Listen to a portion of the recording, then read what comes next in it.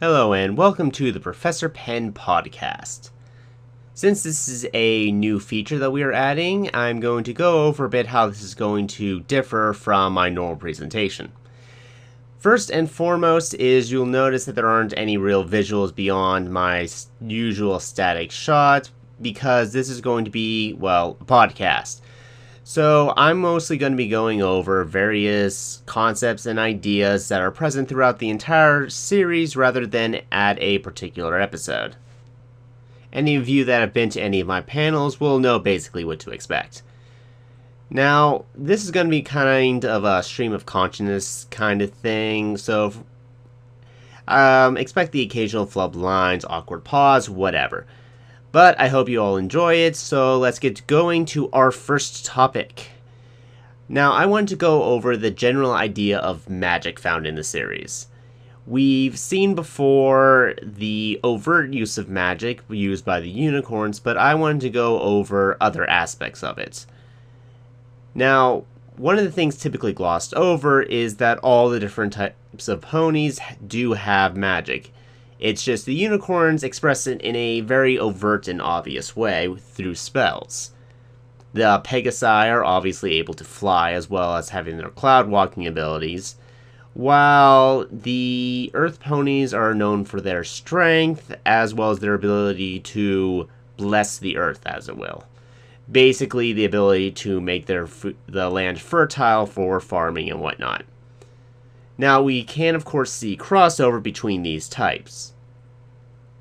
We saw in a episode where Twilight was able to replicate the cloud walking of Pegasi. And, of course, Fluttershy is an excellent example of how a Pegasus can still have affinity with the earth, specifically with animals. Now, from here, we're going to get into a bit of speculation on my part.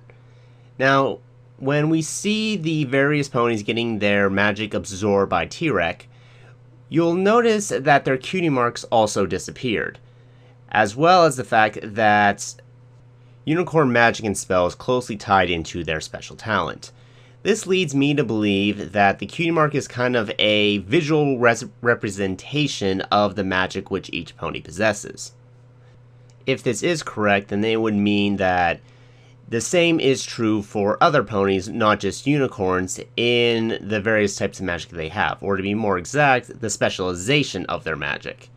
Let's use the apple family as an example. Now, most would probably assume that, well, they have a apple-based cutie mark because, well, guess what, they farm apples. But I'm suspecting that the opposite might be true. That their family, the reason they have an apple orchard is because their family is naturally gifted to producing that specific crop. So if they were to try to grow some other plant, then their natural gift to bless the farmland wouldn't apply anymore, and thus it might still grow, but probably wouldn't be as prosperous. This leads to some interesting possible implications. For example, if Pinkie Pie had her magic stolen, would that mean that she is no longer as good at bringing people cheer and happiness anymore, since that is her special talent? I also have to give special mention to Zecora, who possesses magical abilities, but it's all thanks to her blessing as an earth pony. Her affinity for nature and plants has enabled her to concoct various potions that can duplicate magical effects. Potentially, from what we've seen in the show, even effects that unicorns normally do not have access to. So what this means is she draws her power from the innate magical properties of the plants in the Everfree Forest. This gives some evidence that magic is an inherent thing and not something restricted simply to the ponies of Equestria.